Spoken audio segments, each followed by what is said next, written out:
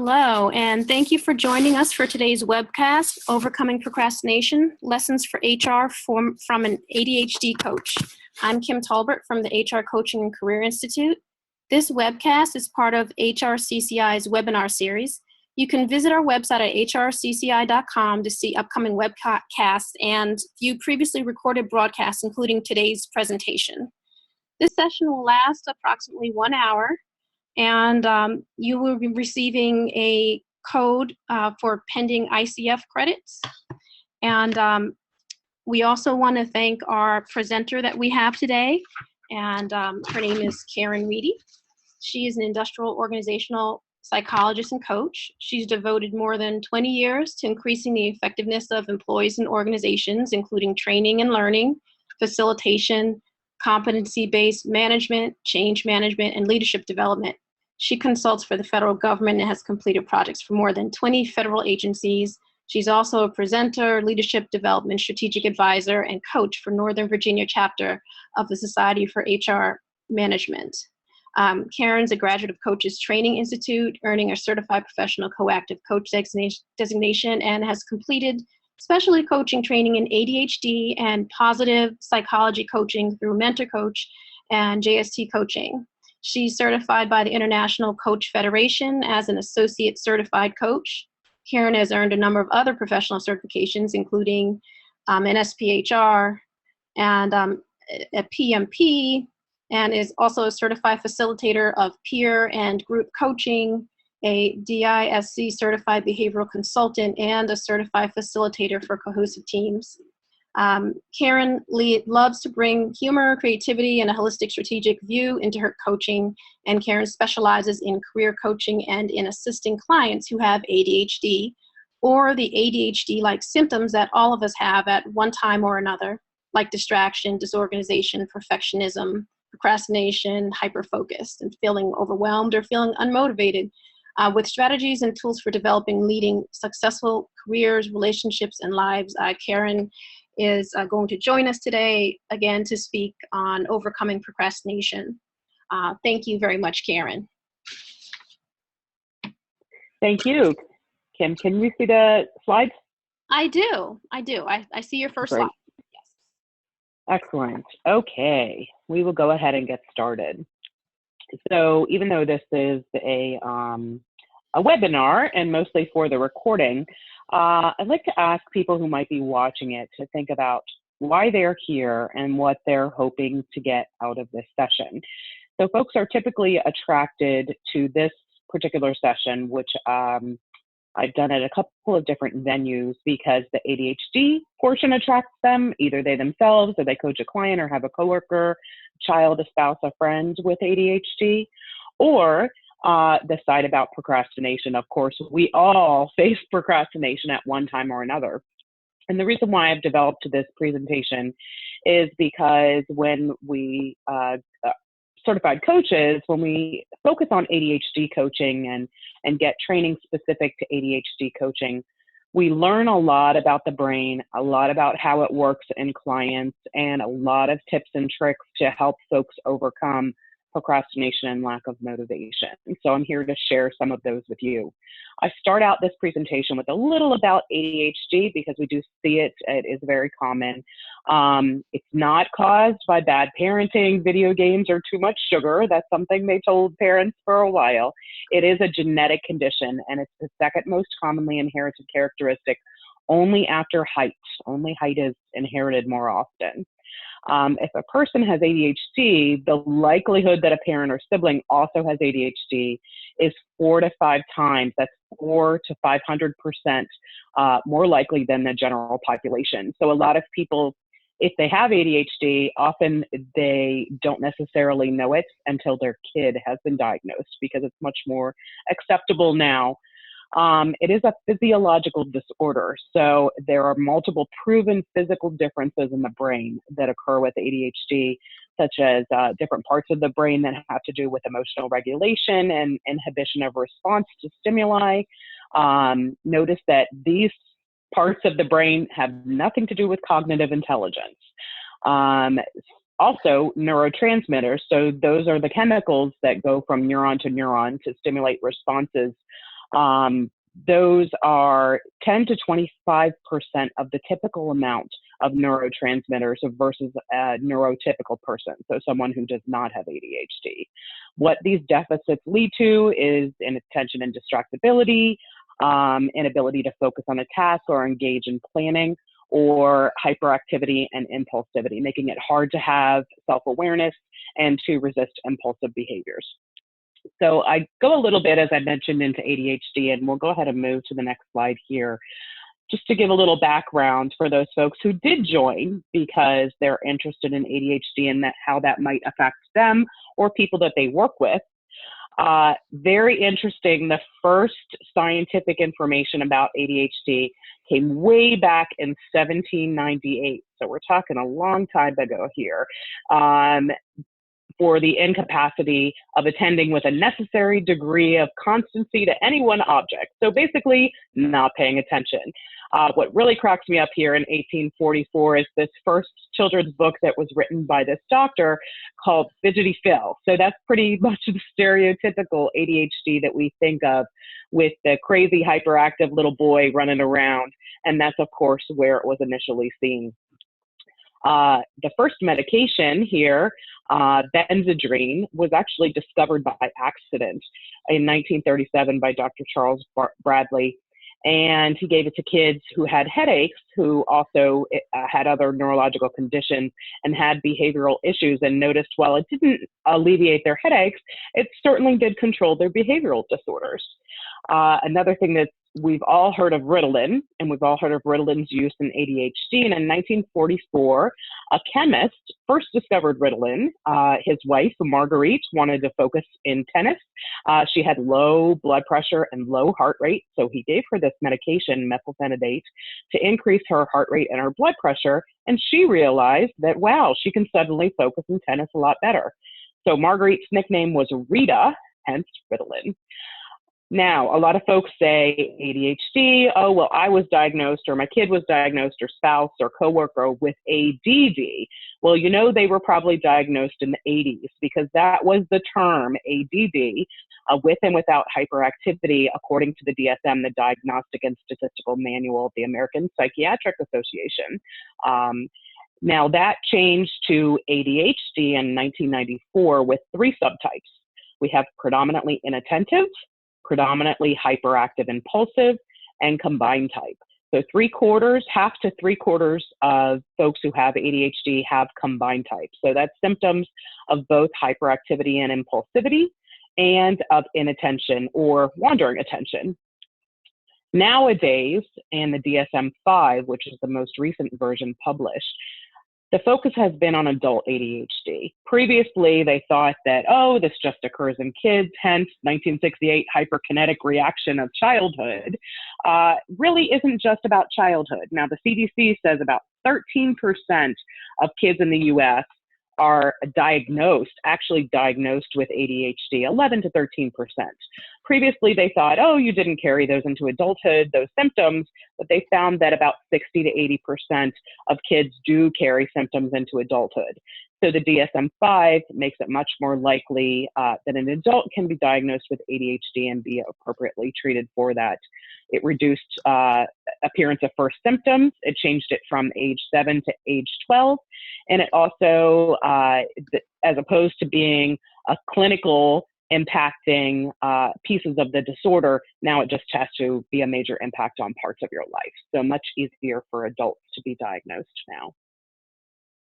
All right, so moving right along to the heart of what we actually see. Executive functions. Now, ADHD is an executive function disorder, which is why this makes sense for this particular presentation. However, we all have executive functions. They're higher level brain functions that allow us to organize all these different things you see on this slide here toward the accomplishment of a goal. So everything about self-regulation, about filtering distractions, prioritizing tasks, setting and achieving goals, and controlling impulses. So when you have someone with ADHD, they have a 30 to 40% average reduction in executive function. So when you guys think of folks who might be quote unquote immature. You think of people who are immature. It's usually referring to an executive function delay. So actually with that 30 to 40% delay in ADHD, often, so a 5-year-old would actually be 3, an 18 to 20-year-old would be 12, and a 30-year-old would be 18 to 20 years old in executive function age with that delay. Executive functions are really important. That's why we don't have a 2-year-old plan a wedding. These do develop over time, and you do need them to accomplish our goals. So let's think about how all of these mental processes of the higher level work together. I'm going to borrow from Dr. Russell Barkley, who's one of my favorite researchers in ADHD, because I think he explains this really well. So let's say that I walk into a coffee shop like a Starbucks, and my goal that month is to lose weight. Okay, so I'm just going to get my black coffee. That's all I'm going to get. But out of the corner of my eye, ooh, those pastries, they catch my eye. So this situation that I find myself in order to reach my weight loss goal, has a number of distinct yet interacting mental abilities that I have to engage in my brain in order to successfully navigate the situation to accomplish my goal. So for instance, just going through these executive functions, self-awareness and emotional self-regulation. First, I have to be aware that there's a conflict, that I'm very tempted by these pastries, that I want to lose weight, and that's my goal, and having these pastries is not going to help me achieve my goal. Then I might speak to myself in my brain. I'll use my verbal working memory, my own mind's voice, and say, come on, Karen, you can do it. Don't give in to the pastry. Just get the coffee. You really want to lose weight this month. That's how that part comes in. And then I might even visualize an image of myself either getting my coffee and walking out and avoiding the pastry, or maybe even in that dress I want to wear to my high school reunion or whatever the case may be. I might engage my nonverbal working memory or remember how I successfully navigated this situation previously. Then I might think of ways that I can cope with these temptations. I might move to a different counter to await my coffee so that the pastries aren't in my line of sight. So that's problem planning and problem solving. And if I successfully just get the coffee I ordered and I do not get the pastry through engaging all of these other processes, then I've engaged that behavior inhibition piece. I didn't give in to the temptations. And self-motivation. So self-motivation is moving toward a goal that doesn't have immediate consequences. So yeah, the pastry will taste great, but it doesn't contribute to my long-term goal. And I might not see those consequences, i.e. gaining weight instead of losing weight, for quite a while. So that's a pretty simple example about how all these mental processes work together in order to achieve a goal. So moving forward. So if you have reduced executive functions, the things that we just talked about in the pastry example, here's how it could impact you. And you'll see how a lot of these impact you at work. So let's think of them in the work context. First of all, tasks, right? So the title of the presentation, procrastination. I might not get started on the tasks as easily. I might be very easily distracted by something that might be a little more fun than the task I need to work on. I might not be able to complete my work. I might get a certain way through, then I'll be distracted by something else.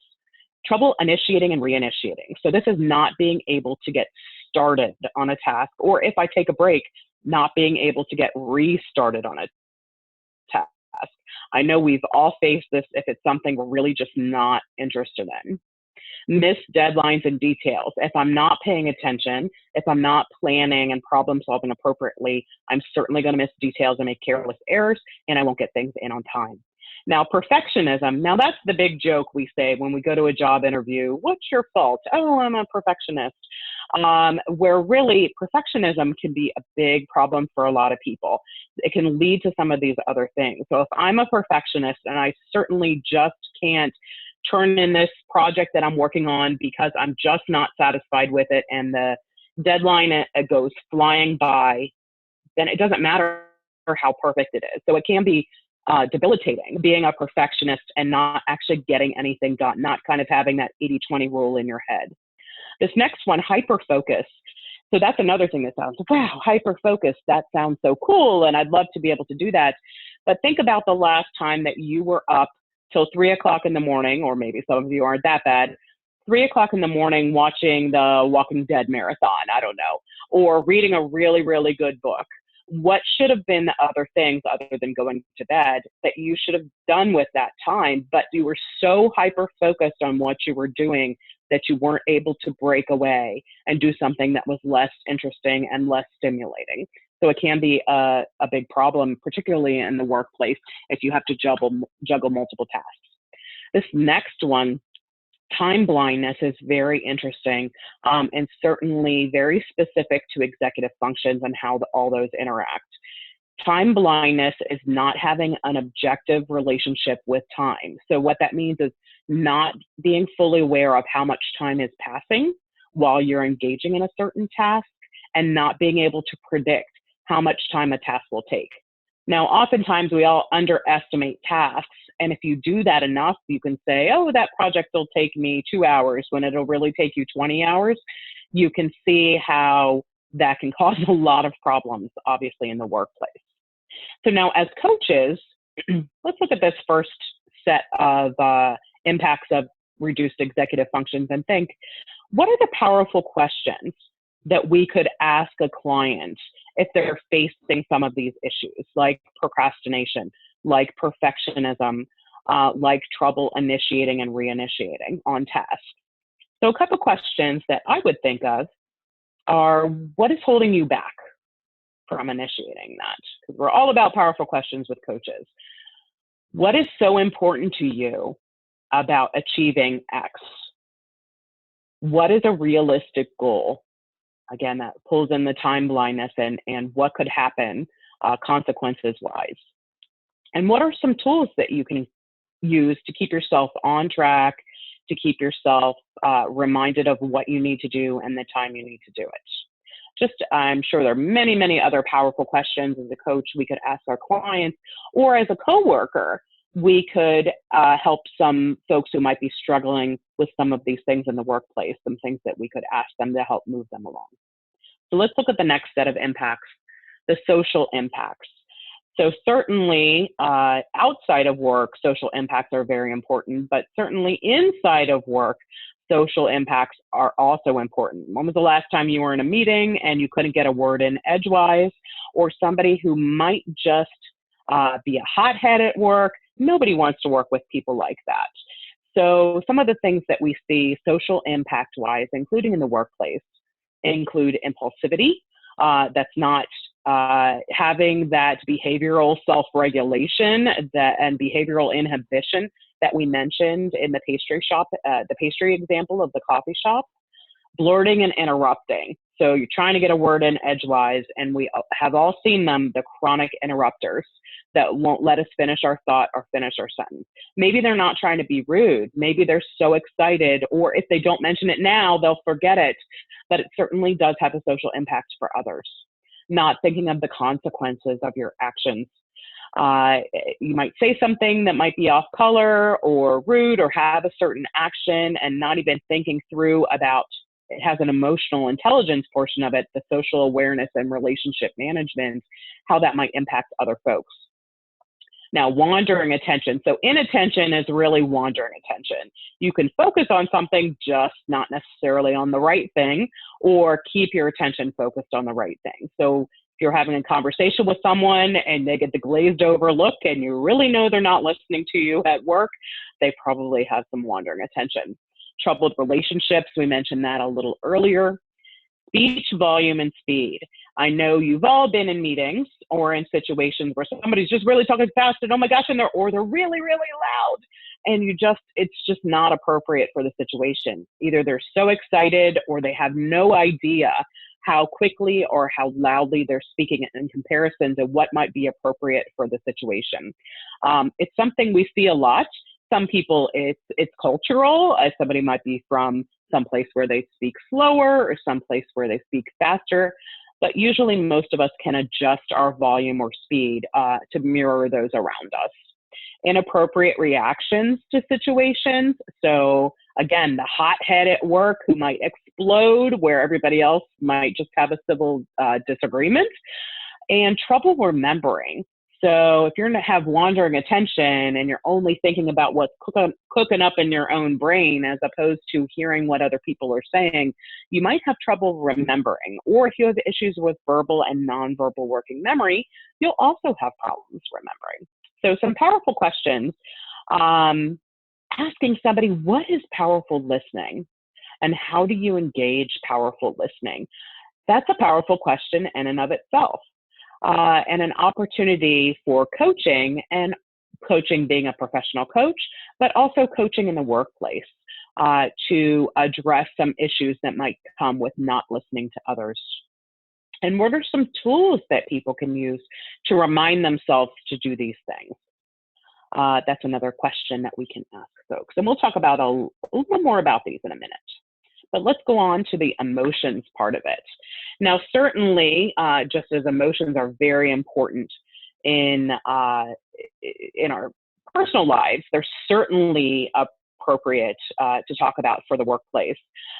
Negative self-talk. So as coaches, we talk about the gremlin, the saboteur. This is the inner critic. This is the part of you that tells you you're not good enough, that keeps you risk averse, that doesn't let you stretch and move forward because you're afraid of what other people are going to think of you and tell you about yourself. Low self-esteem. Now, if you're having all these other issues and you've had them all throughout your life, or maybe you're just encountering them at work now, certainly feeling bad about yourself because of it has a great impact on what you can achieve in the workplace. The sense of underachievement. So if I'm only expecting a little bit of myself, that's exactly what I'm going to get. And if you're just expecting a little of other people without help encouraging them to stretch in the workplace, that's exactly what you're going to get. But also being cautious of folks being hypersensitive to criticism, giving feedback such as performance management in the workplace, being aware that that might be an impact for somebody who has struggled or is struggling with executive functions and all of these other issues, being cautious about that hypersensitivity. Instant gratification is not thinking through to the consequences of your actions and saying, this feels good right now, no matter what this is, skipping work perhaps, missing meetings, taking long lunches, things of that nature, not thinking through to the consequences. That waffling back and forth on decisions. Oh, we know them at work. They make us crazy sometimes. Just make a decision. Certainly not being able to fire those executive functions appropriately makes us waffle back and forth on the decisions. Now, this is a little more dangerous risk-taking and self-medication. We think about that more in our personal lives, but certainly being rude to a client, this is how we see it in the workplace, or somebody who's drinking, certainly when they shouldn't be at work, or somebody who's self-medicating with caffeine. We see that all the time, and we need to be aware of that, how that impacts from executive functions in the workplace. All right, so let's be a little more expeditious here. So moving right along, we talked about emotional self-regulation. So how do we impact this in the workplace? How do we help people when they have emotional self-regulation issues toward accomplishment of their personal goals or our team goals at work? A couple items on here, I won't go through everything, but helping folks or folks helping themselves recognize and moderate any strong emotions that they're having. Now, from a coaching perspective, we would certainly spend a lot of time talking about self-awareness, a big part of emotional intelligence, self-awareness and self-management. But also that intrinsic motivation we talk about at work a lot in performance management. It's okay to be extrinsically motivated by your job title, your salary. It's probably the whole reason why we work. But that intrinsic motivation, so the doing good, the contributing to the workplace, doing a good job for the sake of doing a good job is how we might be able to impact one's emotional self-regulation. Let's look at the next one. So verbal working memory. So if you guys imagine a string of digits, any string, you might know a few digits of pi, your phone number, 8675309, when most of us know that song, that string of digits that we remember and are able to recall, that's our verbal working memory. That's also the inner dialogue that you have with yourself, your brain's voice when you talk to yourself, sometimes out loud, sometimes in your head, but it gives us the guidance. It gives us the instructions, it helps us answer questions for ourselves, and it also helps us generate plans for problem solving. So some powerful questions specifically about verbal working memory and having folks stop and think about thinking, right? So metacognition is when we hear folks having trouble with this, what story do they often hear themselves telling themselves? Also, how many times have you told yourself that story? Somebody's cooking or ruminating, I say cooking, but ruminating on something quite a bit. It's usually a very powerful question to ask somebody how many times they've told themselves that story, that they're stuck in this loop. It also is a good opportunity to tap into our inner leader. So that part of us that counteracts that negative self-talk, that inner critic, to move forward and to keep us, to take those risks, the calculated risks, to help us contribute toward our goals. So let's move along to the next one here. I know I'm flying by, but I only have a little bit of time. So nonverbal working memory. Okay, so those of you who might be around my age, if you remember the game Simon, so those were it was a circle and it played a pattern and musical notes by these different colors, and you had to repeat the pattern. So unless you were in your head going red, red, blue, green, and you guys who are my age know that, keeping in mind the musical notes, or if you played a musical instrument, that nonverbal working memory. If you have a mental map of a landmark, and you say, oh, I know this store because it's right by this landmark or right by this intersection, I can picture it in my mind's eye, that's your nonverbal working memory engaging. So how does this work for us? Well, it allows us to remember that sequence of tasks. So if I know that at work I have to take this report and give it to Sally, and then Sally looks at it and she has to give it to John, and then I have to go get it from John and get his feedback, that sequence of tasks to accomplish my job is my nonverbal working memory.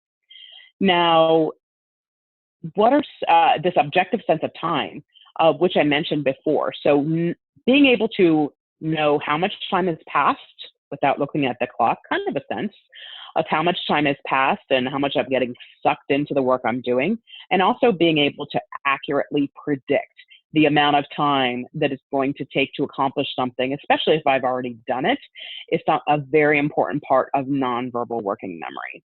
If I don't have nonverbal working memory, I can't think through to consequences.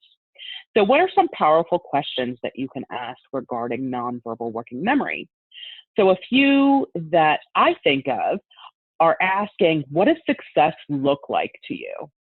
So all those multi-million-dollar athletes can't be wrong when they say, if people ask them, what do they do to prepare for the big game?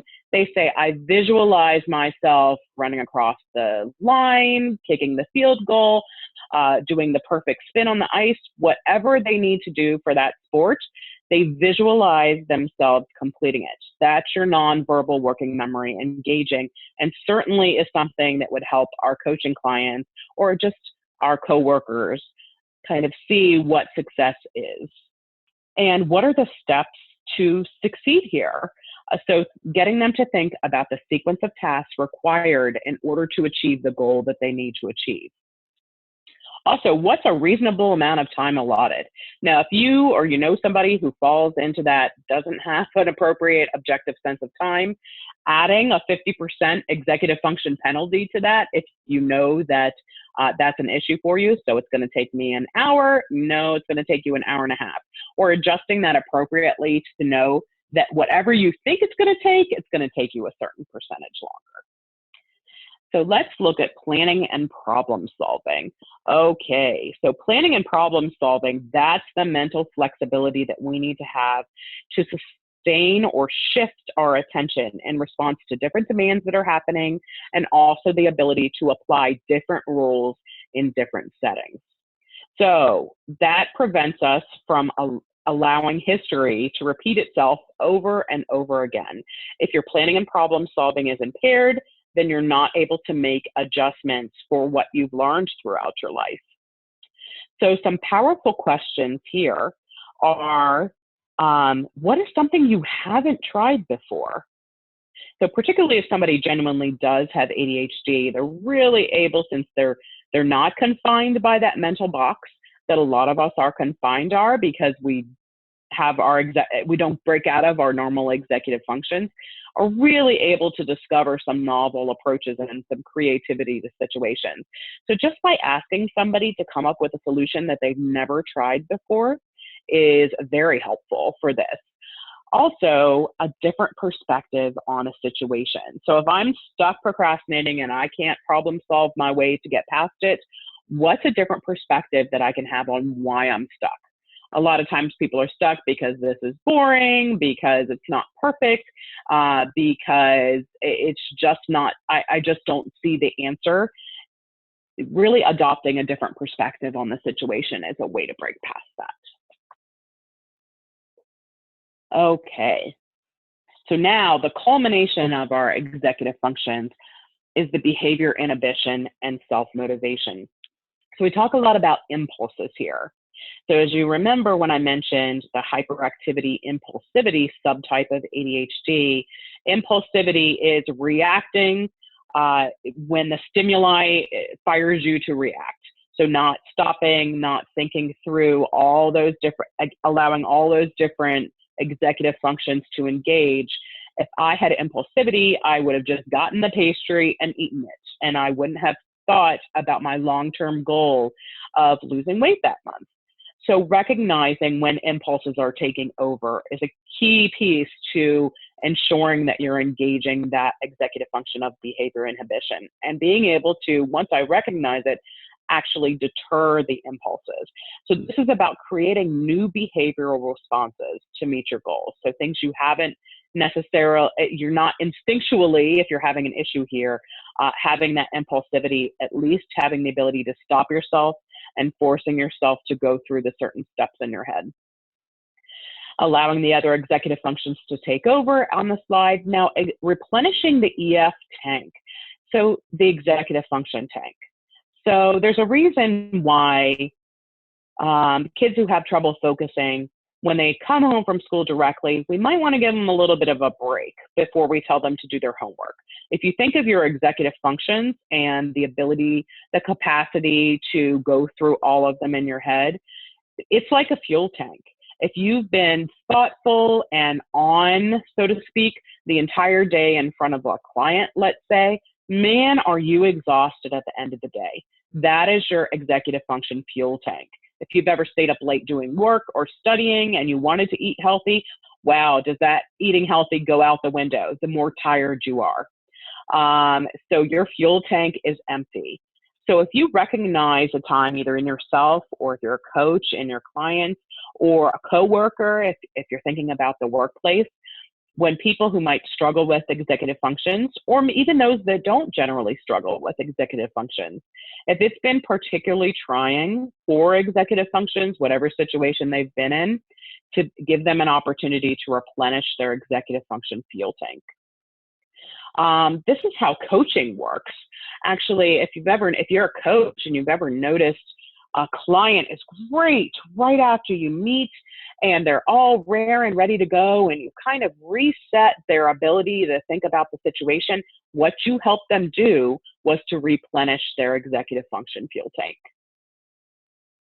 So the powerful questions that we might ask here to augment the behavior inhibition is, what do I have to say no to in order to get the results that I want? That requires, what do I have to inhibit? What do I have to do instead?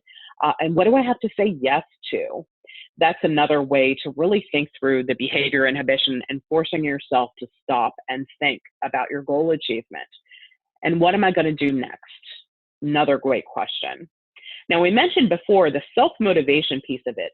That's being able to sustain goal-directed behavior when there are no immediate consequences. So engaging all of those other executive functions, like in my example, to lose weight and not eating the pastry, to think about the future and the consequences of my actions that I have now, even though I won't see those consequences until the future. Okay, so how does coaching fit in? So we talked about this through the rest of the slides, but just to summarize here, recognizing and naming the executive function struggles someone is having. So as a coach, being able to go in and notice when there's an issue with self-awareness. That's why we talked about powerful questions. To notice when there's an issue with planning and problem solving, or with behavior inhibition, or with self-motivation. And just naming that out loud to a client certainly does help them to stop and think, is this really something that's impacting me? And if I recognize that it is, how do I go about fixing it? Another piece of that, facilitating that self-awareness. So as a coach, we're often a mirror for someone. We facilitate that self-awareness for them by honestly and kindly pointing out, naming is certainly a core competency within coaching, and being able to serve as that mirror for folks. That certainly adds a lot of value to us as coaches. I put feel the future as opposed to see the future on here, because it's more than just the visualization. It's actually feeling yourself and what would it feel like if I were to achieve that goal? What would it feel like if I were to lose the weight and get to the size I wanted?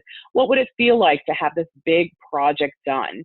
Oftentimes, if you're a big procrastinator, that's a push forward, is how good it'll feel to finally have it done or to achieve your goal.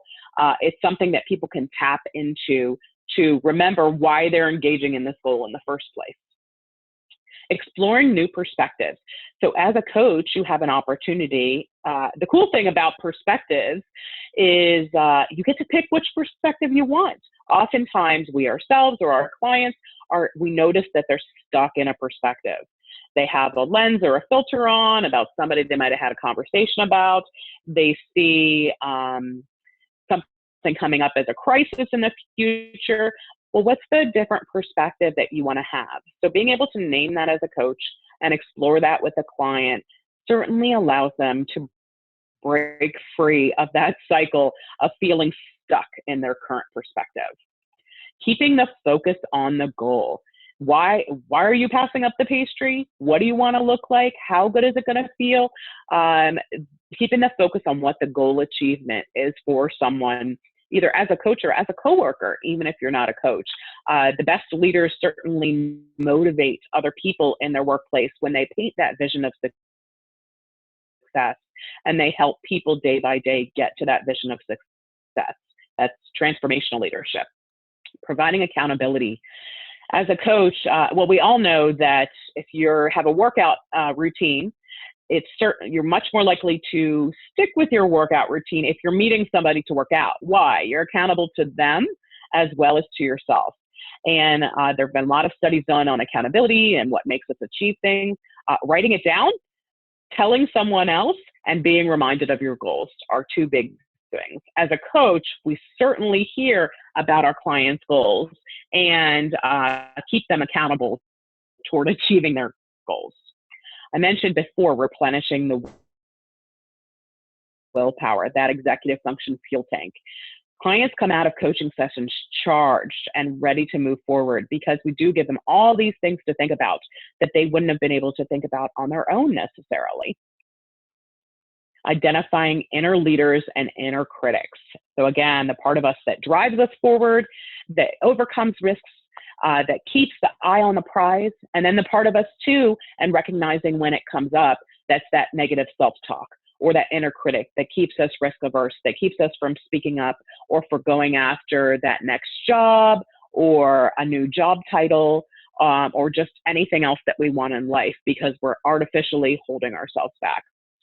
So what's cool about coaching is we serve as this executive function scaffold, not just for ADHD clients, right? Because we all have executive functions, and at one point or another, one of them is going to falter because we're humans, and that's just the way that happens.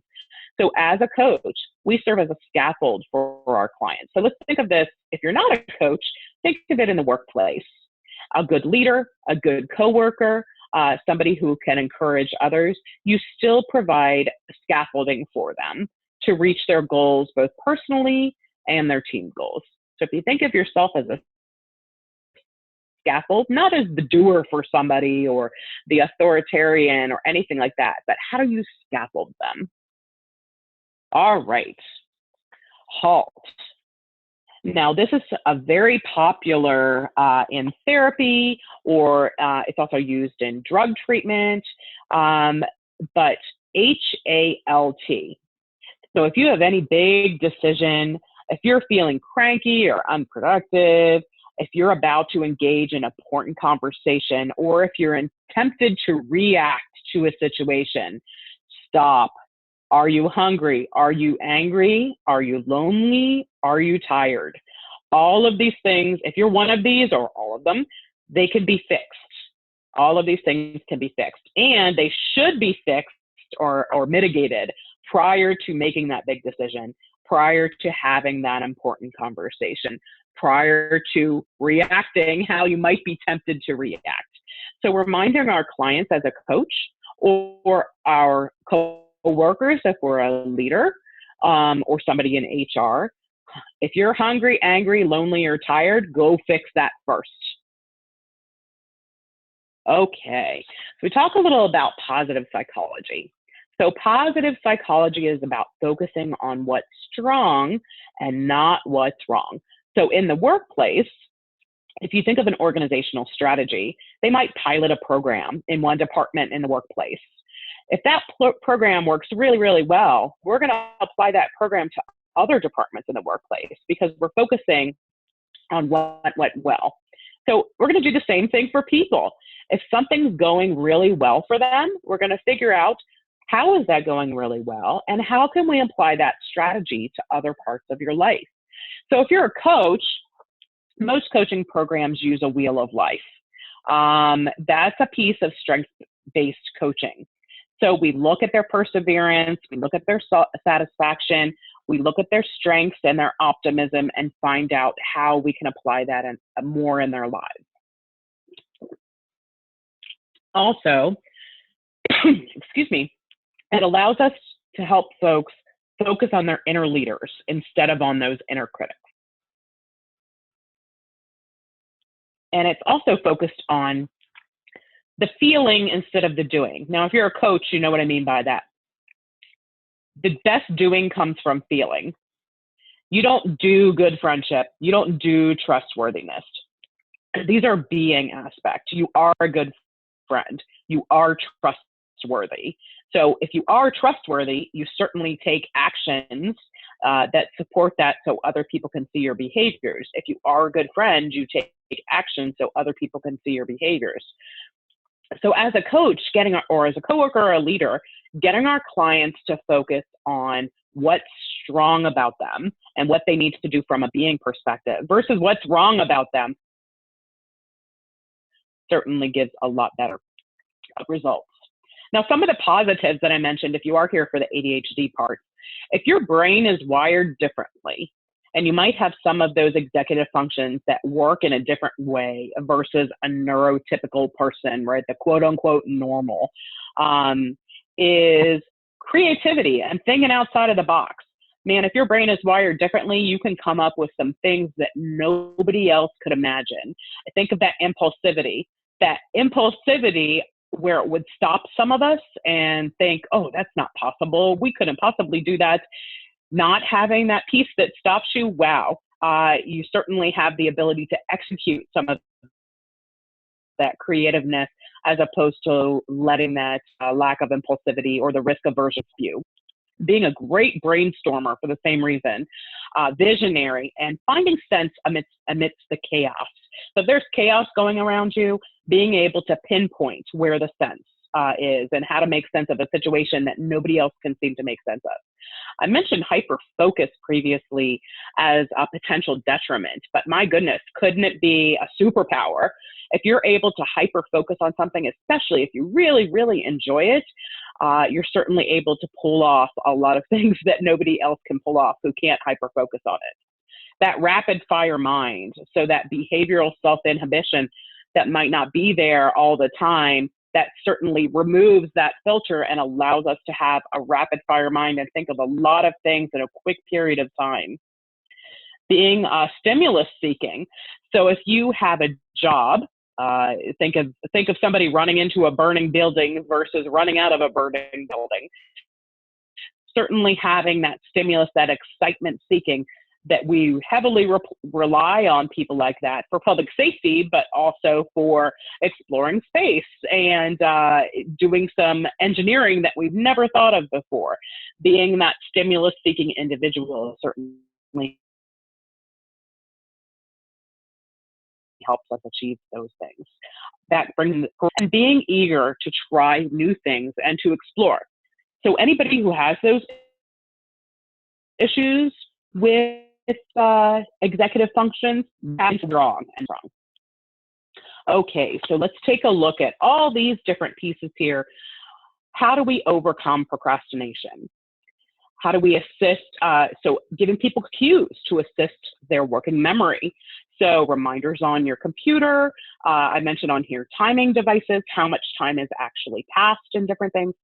Task reinitiation and initiation. So how do I appropriately chunk tasks? Chunking of tasks is breaking them down into the teeniest, tiniest little pieces. So as opposed to, oh my gosh, I have to read 3 chapters, maybe it's I open the book, I look at page 1, I read page 1, and then I read page 2. So knowing how you might have to chunk tasks in order to get them done versus a daunting read 3 chapters is something that might help these people.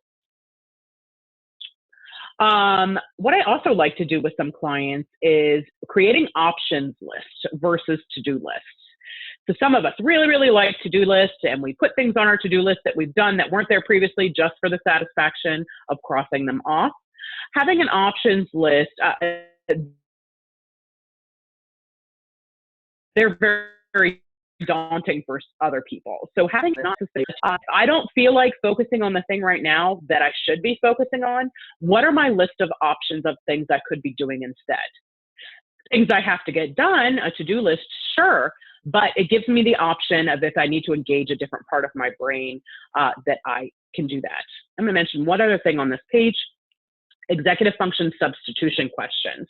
So one thing that works really well for a lot of people that have executive function issues, temporarily or permanently, is executive function substitution questions. So those are 3 things. What am I doing? Having that self-awareness, having that verbal and nonverbal working memory. What should I be doing? Right? The planning and problem solving, the behavior inhibition, and what am I going to do now? So those 3 questions: what am I doing? What should I be doing? And what am I going to do now? Certainly help our clients, our coworkers, ourselves when we catch ourselves in a little bit of a do loop here. I realize I'm moving quickly, but I'm running out of time, so I'm just going to keep doing that. Okay, social clues and relationships. So when you're having a problem in social settings, or they're the hothead at work, or they're not realizing necessarily what other folks might be expecting in the workplace, all these different things on this slide help us to kind of scaffold those executive function issues that lead to social impacts. Stopping and breathing, right? We mentioned the halt, but also stopping and breathing. When you stop and breathe, you actually have awareness about the situation. You take things in a little more somatically. What are you feeling in your body?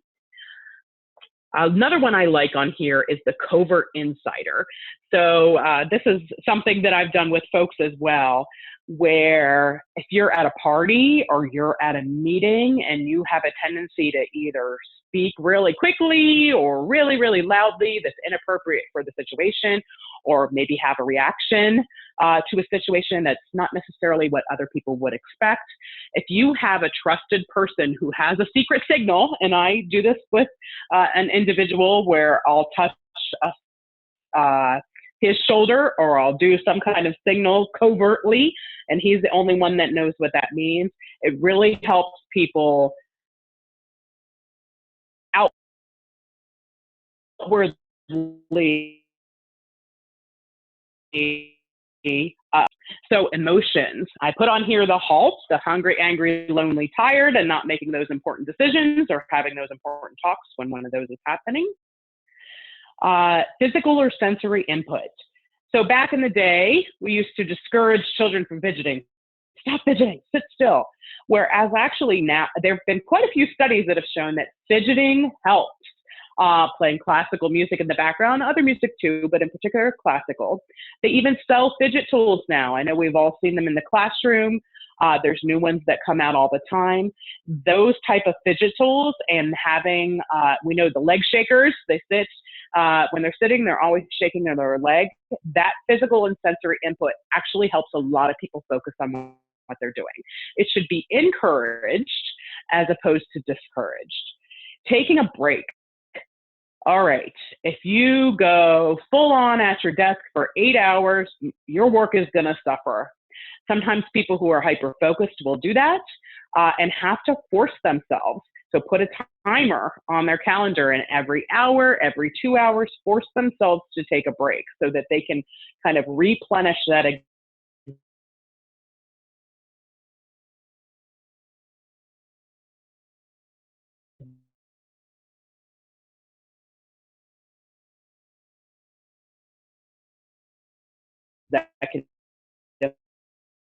function fuel tank.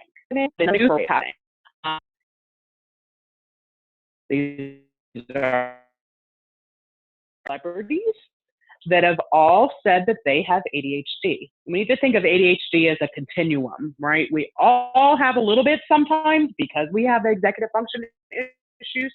We all procrastinate or have lack of motivation sometimes. And then there's people who sometimes struggle with that their whole lives. So think of it as a continuum. But all of these people, all these celebrities on here on this slide have said that they have ADHD. So they used their powers for good. They tapped into, I laugh to myself when I look at the Jim Carrey one. He certainly tapped into this ability to be funny and silly and impulsive and spontaneous, and that's why he succeeded so much. Or look at the Michael Phelps one. He certainly has tapped into that hyper focus that he can have in the water to win all those gold medals. So finding your powers and using for whatever those powers might be to scaffolding those executive functions. This is a recording, so I do have a slide here for questions, but just to wrap up, because we are almost out of time, I will show you my very last slide here with my contact information. I'm happy to talk to anybody if you would like some more information. I realized this was a very short presentation in time-wise, and I went through a lot of material. So feel free to contact me if you have any questions or there's any way that I can help you. So Kim, I'm going to turn it back over to you with 3 minutes to spare.